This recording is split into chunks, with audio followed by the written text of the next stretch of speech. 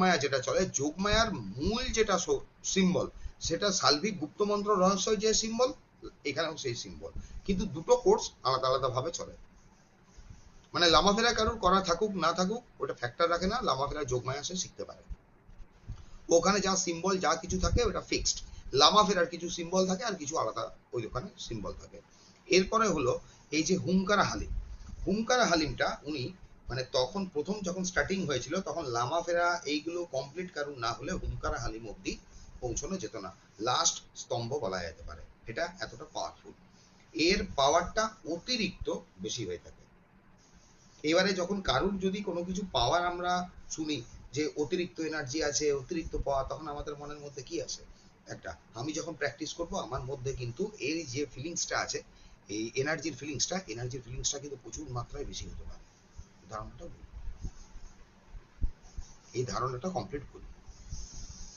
কোনো কোর্স আপনি শিখছেন, কোনো কিছু এনার্জি হিলিং আপনি যখন শিখছেন, এটা ম্যান টু ম্যান ভ্যারি করবে, ডিপেন্ড করে কিসের উপর, আধারের উপর। এক নাম্বার দেখবেন আধারের উপর ডিপেন্ড করে। সেকেন্ড জিনিস হচ্ছে যখন আমরা প্রথম রেইকি শিখি, রেইকি শেখার পর থেকে আমাদের একটা ধারণা ছিল এরকম যে কিছুদিন পর্যন্ত রেইকির এনার্জি তো খুব ফিল করতে পারতাম, তারপরে দেখা যেত মাঝখানে বাদে সেই এনার্জিটা ফিল করতে পারছি না, আসছে না। তাহলে কি রেইকিটা বেরিয়ে গেছে, অনেকে কোশ্চেন করতো, তাহলে কি আবার ঘুরে অ্যাটনমেন্ট নিতে হবে, রেইকি চলে গেল, এসব বিভিন্ন প্রশ্ন রাত্রিবেলায় মাথায় ঘুরতো, এবার ভয়ও লাগতো যে কি হলো ভাই, পয়সাটা কি চলে গেল, বাস্তবিক তা নয়। ওখানে দুটো কারণ হয়। যখন আমি হিলিং এ, ধরুন আপনারা হিলিং এ ঢুকছেন, হতে পারে যখন আপনি হুঙ্কারা হালিমে ঢুকলেন, হুঙ্কারা হালিম আপনি যখন প্র্যাকটিস করছেন স্টার্টিং এ প্রচন্ড মাত্রায় আপনার এনার্জি ফিল হবে, বিভৎস, ওই এনার্জিটা আস্তে আস্তে কিন্তু কমে যেতে পারে, ফিলিংসটা কিন্তু কমে যেতে পারে। দুটো কারণে হয়, একটা ইনসাইড যখন আস্তে আস্তে হিল হতে শুরু করে তখন আপনার ওইখানে ফিল করার, যেটা আপনি ফিল করছেন যতটা এনার্জি সেই জায়গাটা নেমে যেতে পারে। সেকেন্ড জিনিস হচ্ছে বডি আমাদের রেজিস্ট্যান্স হয়ে যায়। কি কারণে রেজিস্ট্যান্স হয়ে যায় বডি আমাদের, এবার আমরা দেখুন এইখানে তো স্পিরিচুয়াল জায়গায় ঢুকেছেন, বুঝতে পারলেন তো, স্পিরিচুয়াল জায়গায় ঢুকেছেন, অনেকে জয় শ্রীরাম বলে, তারপরে আপনার হরিকে ডাকছে, অনেক কিছু ডাকছে, বাস্তবিক আমরা কিন্তু সংসারী মানুষ। এবার সংসারের ভেতরে আপনি থাকতে থাকতে ওই যে সেন্সটা থাকে, ধরুন প্রথম যতটা আপনি সেন্স করতে পারছেন দেখা যায় যে পরবর্তীকালে সেই সেন্সটা আমরা করতে পারি না, এটা একটা কারণ হয়। আর একটা হয় বডি রেজিস্ট্যান্স হয়ে যায়। যেরকম দেখবেন ঘরে আপনার মশা হলো, আপনি অল আউট লাগান, একটা কোনো পার্টিকুলার কোম্পানির মস্কুইটো ওই ভাগাবার আপনি লিকুইড লাগান, প্রথম 1 মাস ভালো কাজ করবে, 2 মাস ভালো কাজ করবে, তারপরে আপনি দেখবেন মস্কুইটো ভাগাবার জন্য যে আপনি অল আউট বা গুড নাইট ইউজ করছেন তার উপরেই দেখবেন মশা ঘুরে বেড়াচ্ছে, কারণ ওর রেজিস্ট্যান্স হয়ে গেছে। যেরকম কোনো একটা ব্যক্তিকে যদি প্রত্যেক দিন ধরুন আপনার 10 ml করে মদ দেওয়া হয়, প্রথম প্রথম খুব ভালো ঘুম হবে, 15 দিন 20 দিন 1 মাস, তারপরে ওইটা না হ্যাবিট হয়ে যাবে, রেজিস্ট্যান্স হয়ে যাবে, কাজ করবে না। 10 ml তখন 15 ml 20 ml ওকে বাড়াতে হয়, তাহলে ও কি জিনিসটা ফিল করতে পারে। তার মানে কি এটা টোটালি আমাদের নার্ভাস সিস্টেমের উপরেও ইয়ে করে। আচ্ছা, লামা ফেরার যে কোনো জিনিস, লামা ফেরার যে কোনো জিনিস অ্যাকচুয়ালি আমাদের কাজ করে কিসের উপর যদি বলেন, এটা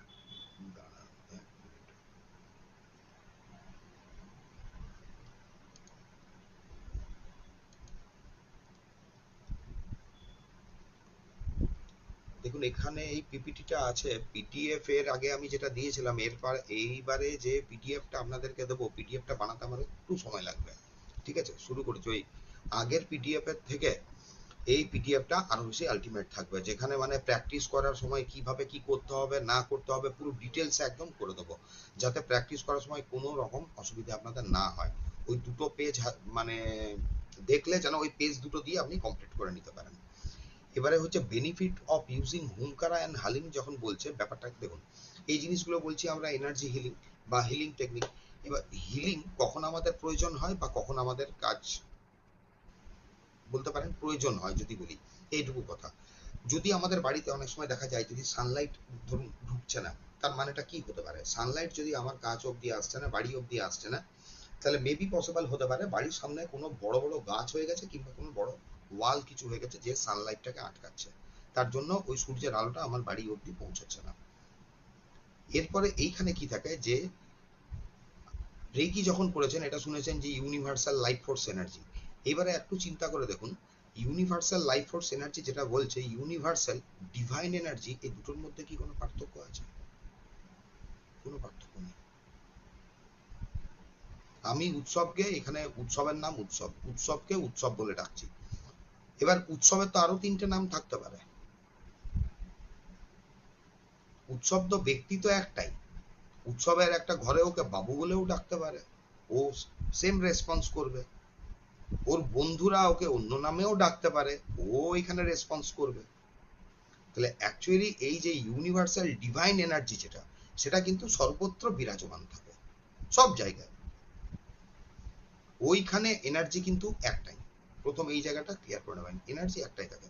আপনি রেকি বলে বলুন, ইউনিভার্সাল ডিভাইন এনার্জি বলুন, লামা ফেরার জন্য আলাদা কোনো এনার্জি টানছি, রেকির জন্য আলাদা এনার্জি টানছি, এরকম কিন্তু হয় না।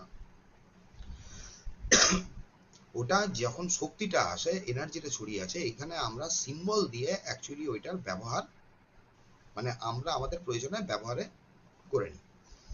যখন এইবারে হিলিংটা কখন প্রয়োজন হয়, যখন আমাদের বডি লেভেলে ধরবেন, বা আমরা সোজাসুজি বলতে গেলে কোনো ম্যানিফেস্টেশন আমাদের হয় না, মানে যেটা আমি চাইছি আমি আমার জীবনে পাচ্ছি না, এই ধরনের যখন ঘটনা, আমি আমার জীবনে কোনো কিছু বৃদ্ধি করতে চাইছি, কনস্ট্রাকটিভ, মানে একটা হতে পারে আপনার ডিস্ট্রাকটিভ।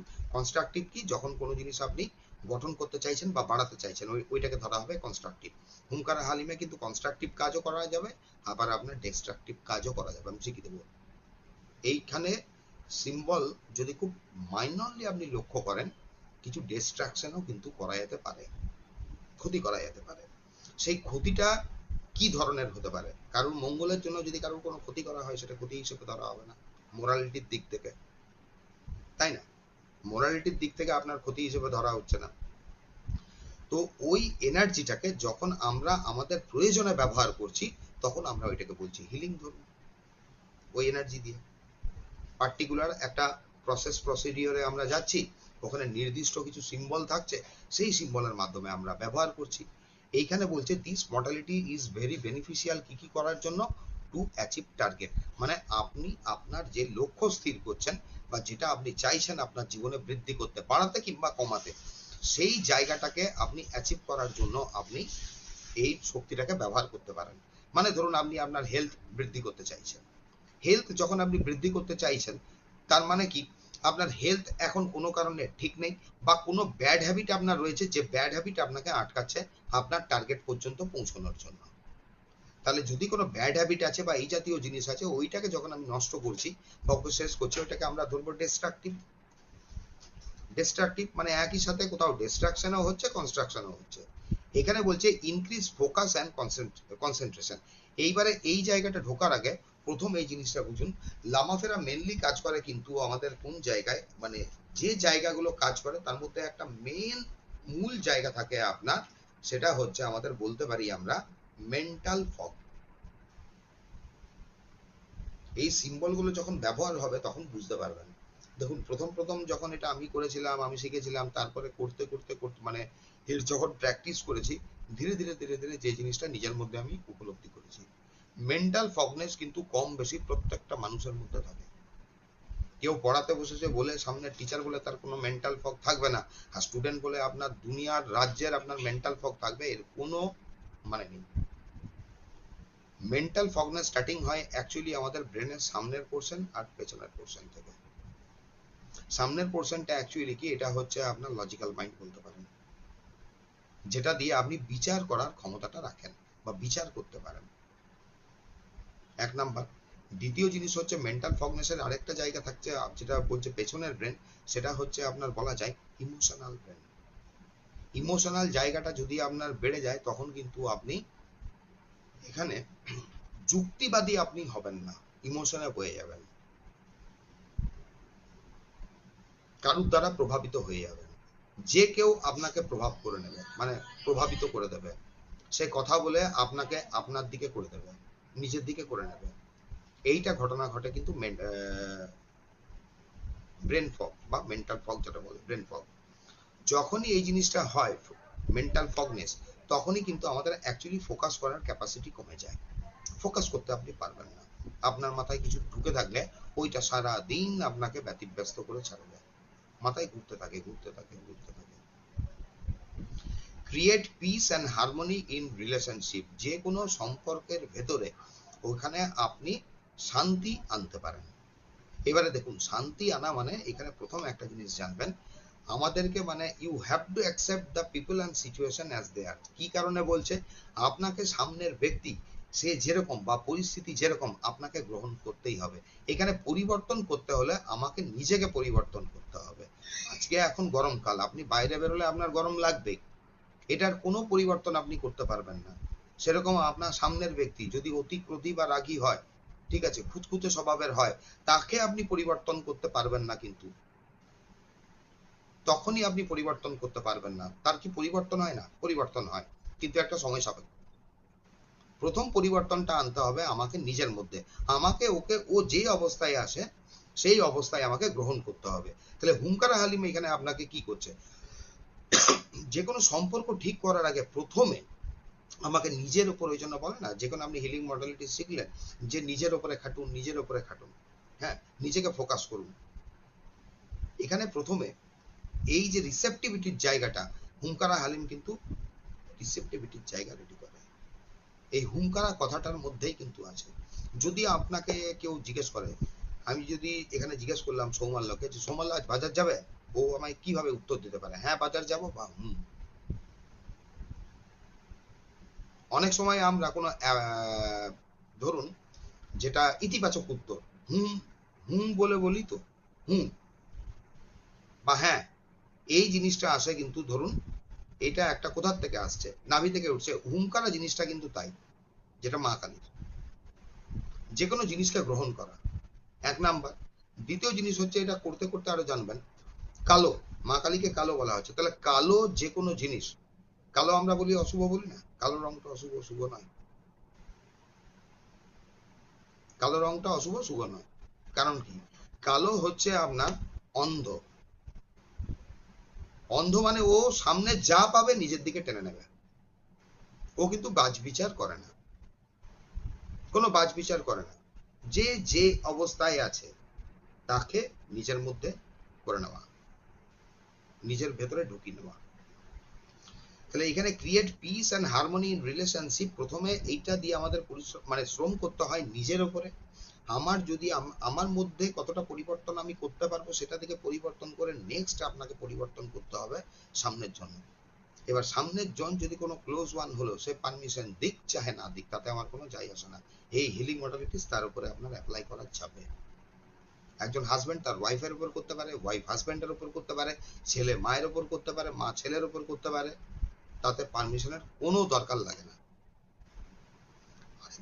আরেকটা হচ্ছে দেখুন 4 নম্বরে বলছে protection against all the disease cause due to mental stress. এই যে মেন্টাল স্ট্রেস, এটা মেন্টাল ফগনেস থেকেই আসে।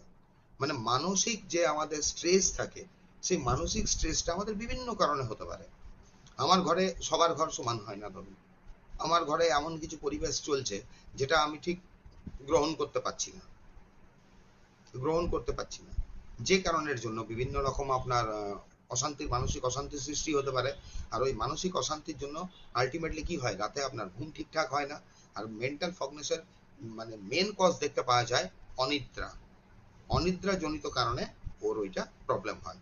তাহলে অনিদ্রার যে প্রবলেমটা, ওই জায়গাটা যদি আমি কেটে দিই, অটোমেটিক্যালি এখানে আমার মানসিক স্ট্রেসটা হেঁটে যায়। ওইগুলোও কি হবে আপনার ম্যানিফেস্ট করা যায়, সেই প্রসেসটাও থাকে। আরেকটা হচ্ছে বলছে ক্লিয়ারিং অরা, অরাকে আপনার বৃদ্ধি করার জন্য, আপনার অরাটাকে স্ট্রং করার জন্য। এমন কিছু কিছু ব্যক্তি থাকে দেখবেন, যাকে দেখেই আপনার খুব ভালো লাগে এবং তার সঙ্গে কথা বলতে মন যায়, ব্যক্তিটা এত আকর্ষণীয় আমরা বলি। কিছু কিছু ব্যক্তি থাকে যাদের মধ্যে যেন একটা মোহিনী শক্তি কাজ করে, যার কাছাকাছি গেলে আপনাকে কথা বলতে হবে, মনে হয় তার দিকে আমার যেতে মনে হয়। তার কারণ কি? তার অরাটা প্রচন্ড স্ট্রং।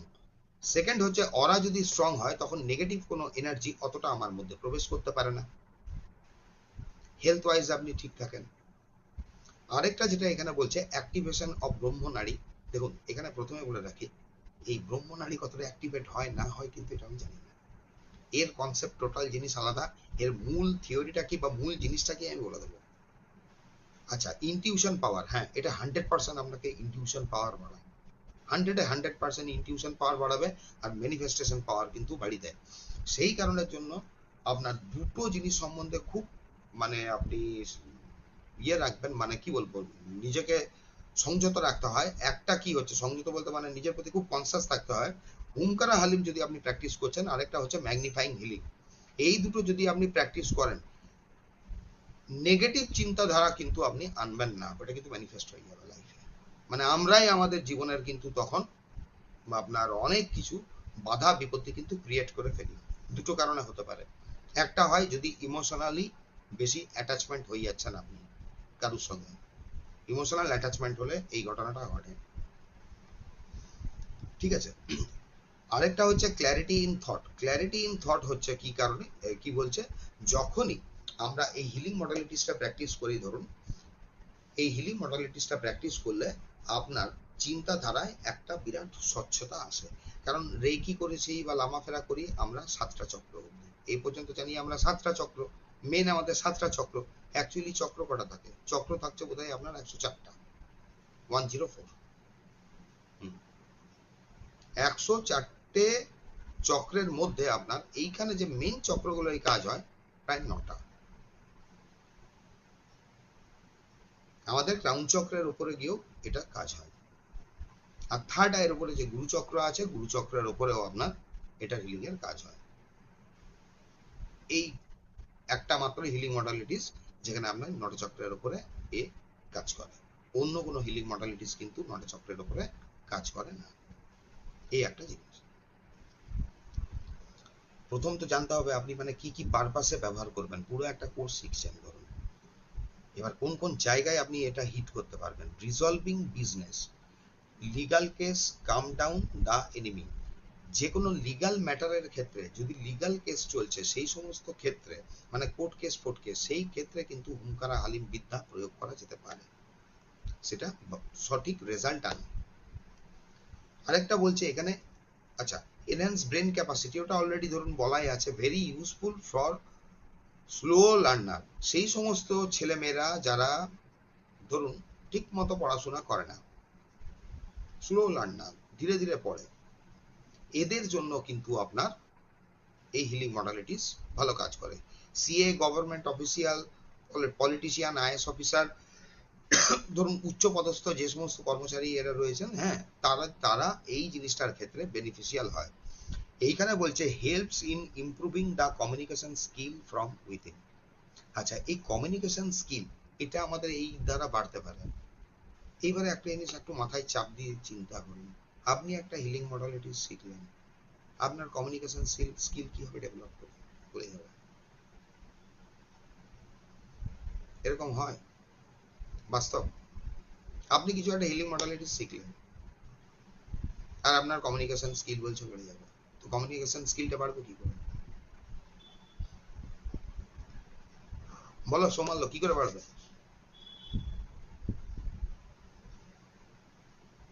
হ্যাঁ দাদা, কি বললেন ওই আহ, আপনার লাস্ট পয়েন্টটা, helps in improving the communication skills from within. আমি কিছু একটা হিলিং মডালিটি শিখলাম আর আমার কমিউনিকেশন স্কিল বলছে ওখানে বেড়ে যাবে দারুণ ভাবে, নেতাদের মতো। বিশুদ্ধ চক্রের ইয়ের মতো। না, আর একটু উপরে ওঠো। বিশুদ্ধ চক্র থেকে এবার বলি, বিশুদ্ধ চক্র, বিশুদ্ধ চক্র থেকে আমরা কি জানি? বিশুদ্ধ চক্র থেকে জানি আমরা বিশুদ্ধ বাণী বা কমিউনিকেশন করা। বিশুদ্ধ চক্রের ভেতরে আরেকটা মূল যে গুণ লুকিয়ে থাকে আপনার, সেটা হচ্ছে বিশুদ্ধ চক্র যত আপনি হিলিং করবেন আপনার জ্ঞান পিপাসু হয়ে যাবে না। গলা থেকে পিপাসা, বিশুদ্ধ চক্র যত আপনি হিলিং করবেন আপনি জ্ঞান পিপাসু হবেন, জ্ঞানের পিপাসা মিটবে না।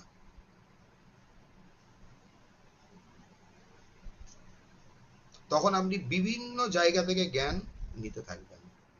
Helps in improving the communication skill from within, মানে হচ্ছে এই যে বললাম আপনার, পড়া এইটা ওরা পড়ার মতো না। আপনাকে, হ্যাঁ এটা আপনাকে করে কি, একটা লেভেল পর্যন্ত আপনাকে কিন্তু বুদ্ধিমান করে বা কূটনৈতিক করে তোলে। যেটা কূটনৈতিক কথাটা একটু শুনতে খারাপ, ধরুন আপনাকে ডিপ্লোম্যাটিক করে, যদি ডিপ্লোম্যাটিক পাওয়ার আপনার মধ্যে না থাকে আপনি খুব ভালো কিন্তু কমিউনিকেশন স্কিল ডেভেলপ করতে পারবেন না। ডিপ্লোম্যাটিক হতে হবে।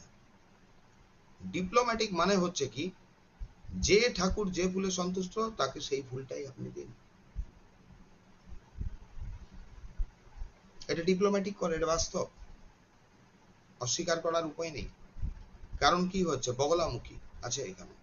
বগলামুখী মানে হচ্ছে এই ওইখানে বলা হয় আপনার, এটা শুনেছেন তো যে মরণ চাটন, এই বশীকরণ চাটন, উচাটন, মারণ স্তম্ভন, এই যে ক্রিয়াগুলো হয়, ধরুন এই যে টোটাল ক্রিয়াগুলো থাকে, এইখানে সিম্বল দিয়ে ওইটা একটা সার্টেন লেভেল পর্যন্ত কেটে দেওয়া যায়। আচ্ছা, ওই যে কাজগুলো হয়, এই যেটা এখানে বলছে helps in improving the communication skill from within, আর এখানে আমি বলছি যে এই কোর্সটা যদি মানে শেখার পরে ঠিকভাবে যদি প্রপারলি কেউ প্র্যাকটিস করে, চট করে সে প্রভাবিত হবে না।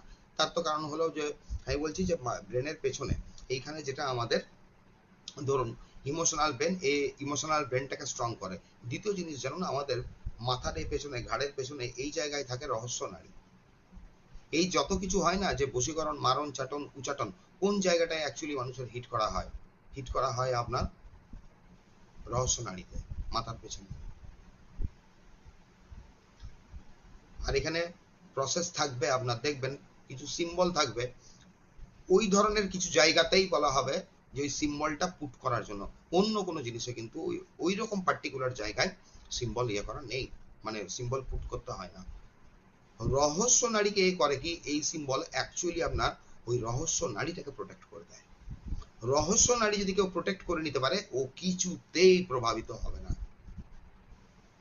কিছুতেই কিন্তু প্রভাবিত হবে না। যেটাও বলেছে, যেটাও চেয়েছে, সেই জিনিসটাই কিন্তু ও ওই পয়েন্টে দাঁড়িয়ে থাকতে পারবে, পয়েন্টে দাঁড়িয়ে থাকে আর কি, মানে ওই পাওয়ারটা ওর মধ্যে চলে আসে।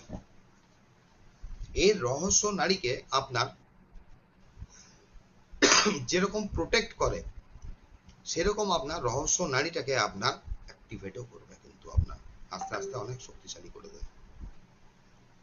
যেহেতু এটা আপনার এই দক্ষিণাকালী আর বগলামুখীর সঙ্গে আপনার জড়িত এই বিদ্যাটা, আদার্স কোনো জিনিসে, কোনো বিদ্যায় কিন্তু এটা কিন্তু বলার নেই, এই জায়গাটা নেই। ধরুন যাই হোক, এটাই বললাম আপনার, এই helps in improving the communication skill, এই বিদ্যা প্রপারলি ইউজ করলে আপনাকে কিন্তু কিছুটা ডিপ্লোম্যাটিক করেও মাথায় আসবে। আর ডিপ্লোম্যাটিক হওয়া আপনার খুব একটা খারাপ নয়, আজকের যা যুগ জগৎ। আপনি কিসের জন্য ডিপ্লোম্যাটিক হচ্ছেন দেখুন, ওইটা দেখতে হয়। আচ্ছা, এইটা তো গেল আপনার এই পর্যন্ত। এখান থেকে হুঙ্কারা হালিম থেকে আপনি কি কি বেনিফিট পেতে পারেন, এটা হচ্ছে নিজের, যদি আপনার কোনো বিজনেস আছে, নতুন ধরুন কোনো কিছু ব্যবসা শুরু করতে চাইছেন, বা নতুন সম্পর্ক আপনি স্টার্ট করতে চাইছেন, বা ছেলে মেয়ের এডুকেশন পড়াশোনার ক্ষেত্রে যদি আপনি এই লিঙ্কটা আপনি ব্যবহার করতে চান, টোটাল এই জায়গায় আপনি ব্যবহার করতে পারবেন। নিজের অরাকে স্ট্রং করতে পারবেন, নিজের চক্রগুলোকে ইয়ে করতে পারবেন, আপনার স্ট্রং করতে পারবেন। আচ্ছা, এইটাকে বলে দিই, এই যে জায়গাটা আছে না আপনার এই ইনটিউশন অ্যাক্টিভেশন অফ ব্রহ্মনাড়ি, দেখুন ব্রহ্মনাড়ির এই যেটা বলে, এই হিলিং মডালিটিসটা একটা হিলিং মডালিটিস যেটা আমাদের সুষুম্নার উপরে কিন্তু কাজ হয়। এবার সুষুম্না নাড়ি কোনটা? সুষুম্না নাড়ি কিন্তু অতি সূক্ষ্মাতি সূক্ষ্ম হয়। এই পদ্ম পাতা, এই পদ্ম সুতো বলে শুনেছো উৎসব? পদ্ম সুতো, পদ্ম সুতো শুনুন বলি। আমাদের যে স্পাইনাল কর্ডটা আছে, স্পাইনাল কর্ড থাকলো, স্পাইনাল কর্ডে দুটো বলা হয় যে ইড়া পিঙ্গলা নাড়ি সাপ যেরকম জড়িয়ে থাকে, ওইরকম জড়িয়ে থাকার মতো এই দুটো আপনার নাড়ি জড়িয়ে থাকে, একটা ইড়া একটা পিঙ্গলা, যেটাকে মাছ বলে দেখবেন তুলনা করা হয় মাছের সঙ্গে। তন্ত্রে যেটা বলে না, তন্ত্র করতে গেলে আপনার মাছও লাগবে, মাংসও লাগবে, মাছটা হচ্ছে আপনার ধরুন একটা মানে সিম্বল। এখানে তন্ত্র এখানে দু প্রকারে হয়, একটা ইনসাইডে যখন মানুষ তন্ত্র করছে, তন্ত্র মানে তনু থেকে উঠছে, এই টোটাল জিনিসটা কিন্তু বেশ কিছু অংশে কিন্তু মানে তন্ত্র রিলেটেড। ধরুন মাছ যেটা দেখি আমরা, মাছ একটা বাইরের বস্তু, ধরুন ওটা তন্ত্রে থাকে, আবার একটা লেভেল পরে ওটা কিন্তু থাকে না, তখন মাছ হয়ে যায় আপনার ইড়া পিঙ্গলা। যাই হোক, এবার স্পাইনাল কর্ডের ভেতরে একদম চুলের থেকেও পাতলা, চুলের থেকেও পাতলা একটা নাড়ি থাকে, ওই নাড়িটা হচ্ছে কিন্তু অ্যাকচুয়ালি সুষুম্না নাড়ি। ওইটাই অ্যাকচুয়ালি আপনার সুষুম্না নাড়ি। এই বিষয়ে আপনার ভালো রকম আপনার জিনিস বুঝে গেছে আপনার নিগুড়ানন্দ। ওনারই একমাত্র অথেন্টিক একজন মানে ধরুন রাইটার, যিনি সাধক ছিলেন নিগুড়ানন্দ। ওইখানে অনেক অথেন্টিক কথাবার্তা উনি লিখে গেছেন, যেখান থেকে দেখা যায় যে মানে উনি বলেছেন, মানে কি বলবো আর কি, উনার কথা ছিল যে এই ধরুন এই ব্রহ্মনাড়ী বা আপনার এই সুষুম্না, এই যে জিনিসগুলো রয়েছে, অন্য লোক যেটা বলছে, যেটা বলে, বাস্তবিক উনি বলেছিলেন যে তাদের, আমি দেখেছিলাম যে তাদের প্রকৃতপক্ষে ওই জিনিসের নলেজ নেই, শোনাশুনি কথা বলছে। তো সুষুম্না নাড়িটা অ্যাকচুয়ালি কি, যদি পদ্মটা দেখেন, পদ্ম ফুল, পদ্ম ফুলের একটা ডাঁটা হয়, মানে একটা ডাঁটার মধ্যে রয়েছে, একটা ডাঁটার মধ্যে আছে, ওটা আপনারা পরীক্ষা করেও দেখে নিতে পারবেন। একটা পদ্ম ফুল কিনুন, আর ডাঁটাটাকে ভাঙুন, ভেঙে যখন এরকম টানবেন তখন দেখবেন ওর ভেতর মানে খুব এই মাকড় সাইজে ঝুল হয় না, দেখবেন অনেক সময় এত সূক্ষ্ম থাকে যে আপনি চোখে দেখতে পান না। একটা সময় পর্যন্ত কিন্তু মেডিকেল সায়েন্স এই সুষুম্না নাড়িটাকে কিন্তু অস্বীকার করতো, ওরা প্রমাণ পায়নি। পরে যখন প্রমাণ পেয়েছে তখন সুষুম্না নাড়িটাকে আপনার স্বীকারোক্তি দিচ্ছে। ওই সুষুম্নার ভেতরে কিন্তু অ্যাকচুয়ালি চক্রগুলো থাকে, অ্যাকচুয়ালি চক্রগুলো থাকে ওইখানে। এবারে বাস্তবিক কি ওইখানে কোনো চক্র থাকে? কিচ্ছু থাকে না। একেই ওই সুষুম্না ধরুন অতটুকু পাতলা, তার ভেতরে কোথাও বলছেন আপনি দ্বিদল, কোথাও বলছেন ত্রিদল, ওইগুলো কাল্পনিক। কারণ কি, এক একটা ওই জায়গায় এক এক ধরনের সাধকের সিদ্ধি লাভ হয়। কুণ্ডলিনী যখন মূলাধারে সে নিয়ে যেতে পারে তখন এক ধরনের পাওয়ার আসে, স্বাধিষ্ঠানে গেলে ওইখান থেকে ও এক ধরনের ক্ষমতা অর্জন করে, মণিপুরে গেলে ও এক ধরনের আপনার ক্ষমতা অর্জন করে। ওগুলো কিন্তু ক্ষমতার ব্যাপার, পাওয়ারের ব্যাপার। তো ওইটা যে অ্যাক্টিভেটেড বলছে, এটা করলে হ্যাঁ বেনিফিট কি আসে, বেনিফিট আসে ওই নারীর যে এনার্জিটা, শক্তিটা, সেখান থেকে আপনি কিছু ম্যানিফেস্ট করতে পারেন, আপনার শরীর মন এগুলো ভালো থাকবে এবং পরিবেশ ভালো থাকবে। নাকি আমার সুষুম্না নাড়ি ওখান থেকে অ্যাক্টিভেট হয়ে যায়, ওটা ওইভাবে হয় না, এটা বাস্তব। আর এই যে চক্রগুলো, চক্রগুলোর অ্যাকচুয়ালি আইদার আপনার কোনো মানে ওইখানে কালারও থাকে না, আর ধরুন আপনার ওইখানে কোনো পদ্মের পাপড়ির মতো কিচ্ছু থাকে না। আমাদের বডির ধরুন এক একটা স্থানের এক একটা কালারের জন্য এই কালারের সঙ্গে তুলনা করা হয়েছে আপনার, আদারওয়াইজ না। আচ্ছা, এই যে স্বাধিষ্ঠান চক্রটাকে কি বলে? অরেঞ্জ কালার, অরেঞ্জ টাইপের বলি না আমরা, অরেঞ্জ কালার বলি তো স্বাধিষ্ঠান। আমাদের ইউরিনের কালার কিরকম? ওর সঙ্গে রিলেটেড থাকে। যাই হোক, চলুন মূলে বিষয়ে আসা যাক। এইখানে আমরা এই প্রসেসটা দিয়ে আমরা আমাদের চক্রগুলোকে হিলিং করতে পারি, এনার্জাইজড করতে পারি। ঠিক আছে, চক্রের বলছে এখানে এই কোর্সটার মধ্যে থেকে আমরা কি জানছি, চক্রের দুটো সাইড আছে, একটা ফ্রন্ট সাইড, একটা ব্যাক সাইড। দুটো সাইডেই হিলিং হয়, ফ্রন্ট সাইড, ব্যাক সাইড। ফ্রন্টে এক ধরনের এনার্জি থাকে, ব্যাক সাইডে একরকম এনার্জি থাকে, মানে রোটেশন অনুসারে। আচ্ছা, এইখানে এসছি এবার অ্যাফার্মেশন কি বলছে, এবার মূল বিষয়টাই ঢুকছি। মা কালী, পার্বতী, দুর্গা, মহাবিদ্যা, শক্তি, এটা হচ্ছে হুমকারা, যেটা এই পিকচারটা দেওয়া নেই ওই জন্য অসুবিধা হচ্ছে। এটা হচ্ছে তোমার এই হুমকারা, মা কালীর যেটা। আচ্ছা, মহাকালী বলছে, পার্বতী বলছে, দুর্গা বলছে, মহাবিদ্যা বলছে আপনার, শক্তি অ্যাবোর্ড কি বলছে যে cremation ground but varies by interpretation. Manidipa, মা কালীর স্থান মানে কোথায় অর্চনা করা হয় অ্যাকচুয়ালি আমরা জানি, কোথাকার দেবী? মূলাধারে, মূলাধারেই করবে। হ্যাঁ, মূলাধারে। না, না। মা কালী এখানে রয়েছে ক্রিমেশন গ্রাউন্ড। ক্রিমেশন গ্রাউন্ড মানে কি? শ্মশানে এনার অবস্থান, বা উনি পূজিত কোথায় হন? ম্যাক্সিমাম আপনার শ্মশানেই তো উনি পূজিত হন। এবার কালীর দেখবেন আপনি, কালীর কিন্তু বিভিন্ন রকমের রূপ আছে সেই অনুসারে। কোথাও মা কালীর আপনার ডান পা এগিয়ে থাকে, কোথাও বাঁ পা এগিয়ে থাকে, কোথাও আবার জোড়া পা থাকে। আচ্ছা, এইবারে বলুন কোন কালীর ফটো আমাদের ঘরে রাখা উচিত? ডান পা, বাঁ পা, জোড়া পা? ডান পা স্যার, কারণ দক্ষিণাকালীর পুজো হয় ঘরের মধ্যে। ঘরের মধ্যে হয়, জোড়া পা কেন নেই?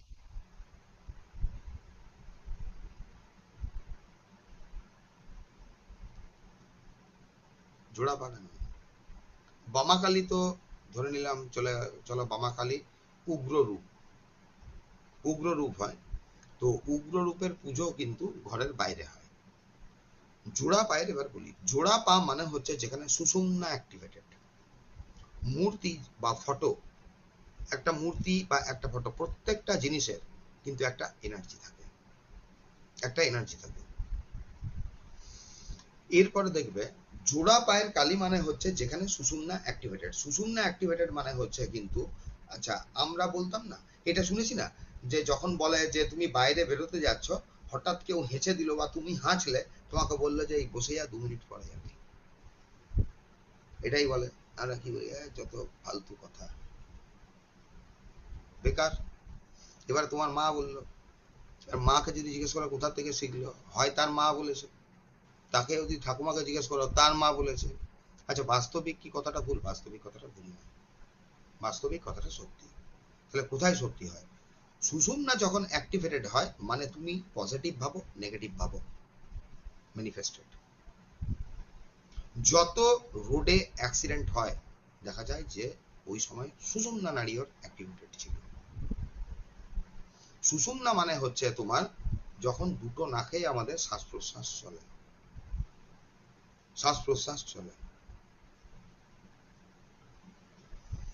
যখন ডান নাকে চলছে, তখন ডান নাকে যদি শ্বাস চলে, এখন মিলি দেখে নিতে পারো, যে পাটা বা বডি পার্ট তোমার এগিয়ে আছে সেই দিকে মানে নস্ট্রালেই তোমাদের শ্বাস চলছে।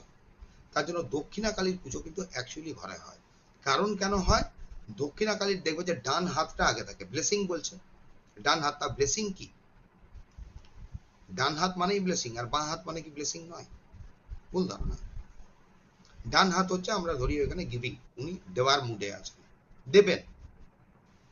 বাঁ হাত হচ্ছে রিসিভিং, লেফট হ্যান্ড, ও রিসিভ করে নেয়, মানে ও নিজে নেবে, ও আগে নেবে তারপর তোমায় দেবে। যার ডান পা আগে, সে আগে তোমায় দেবে, পরে সে নিতে পারে। সুষুম্না অ্যাক্টিভেটেড এর কোনো মূর্তি, সেটা গণেশ হতে পারে, কালী হতে পারে, লক্ষ্মী হতে পারে, রাখা হয় না। কারণ কি, যে রুমে তুমি রাখবে, যে তুমি রুমে রাখো, তাতে ফটো হোক মূর্তি হোক, ওই রুমে ঢুকে এটা মিলি দেখে নিও যে ওই মোমেন্টে আমরা যে ধরনের ভাবনা চিন্তা আনি, সেই ঘটনাগুলি কিন্তু আমাদের সঙ্গে ঘটতে থাকে লাইফে। তখন আমরা বলি আমি কিন্তু দুশ্চিন্তা করেছিলাম, আমার মনে কিন্তু এসেছিল না, ওটা আমি ক্রিয়েট করে ফেললাম। আর সুষুম্না কোথায় অ্যাক্টিভেটেড হয়ে যায়? যদি যখন আমরা কোনো মন্দিরে যাই। তো যাই হোক, কালীর এখানে যে 3টে রূপ থাকে, তোমার বামা কালীর অ্যাকচুয়ালি পুজো হয় তোমার শ্মশানে। এই চামুন্ডার হচ্ছে, চামুন্ডার পুজো কোথায় হয়? চামুন্ডার পুজো কিন্তু ঘরে হয় না। চামুন্ডার কোনো মূর্তি কিন্তু অ্যাকচুয়ালি রাখতে নেই বলতে কি কারণে? চামুন্ডার যে পুজো হয় তার যে তোমার সামগ্রী লাগে সেটা আমরা কিন্তু ঘরে দিতে পারি না। অ্যাকচুয়ালি ব্যাপার হচ্ছে কি, দক্ষিণাকালীকে তুমি এই মিষ্টি ফলমূল দিতে পারো, চামুন্ডা ফলমূলে মিষ্টিতে পূজিত হন না, যে কারণের জন্য। তাহলে যাই হোক, কালীর যে তত্ত্বটা সেটা বলছে উনি থাকছেন কোথায়? শ্মশানে, যেটা জায়গাটাকে আমরা বলি অতি পবিত্র এবং ট্রান্সফরমেশনের জায়গা। ঠিক আছে, এবার এর ওয়েপেন কি কি দেওয়া হয়েছে? কোথাও খড়গ দেওয়া হয়েছে, কোথাও দেখবে তরোয়াল দেওয়া হয়, কালীর হাতে, চামুন্ডার হাতে তরোয়াল থাকে, আবার ত্রিশূলও থাকে।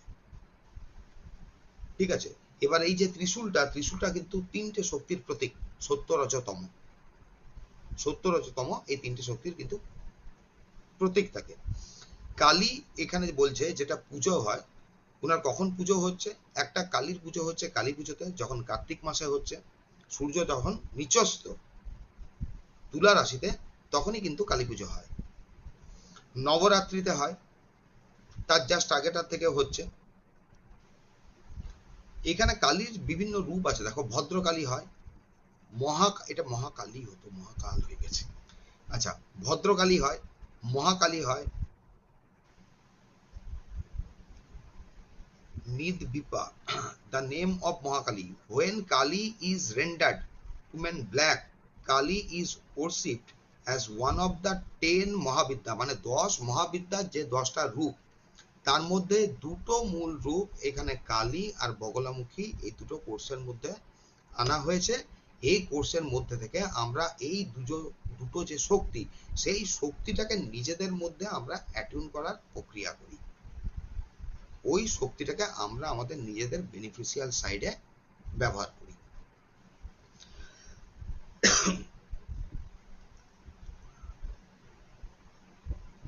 আচ্ছা, এখানে কালীকে আবার আদি পরাশক্তি বলছে। Kali is also known as Kalika or Shyama. Shyama কালীও দেখেছো, শ্যামা কালীর রং একটু আলাদা হয়ে থাকে। আচ্ছা, এখানে সাদা কালী কতজন দেখেছো?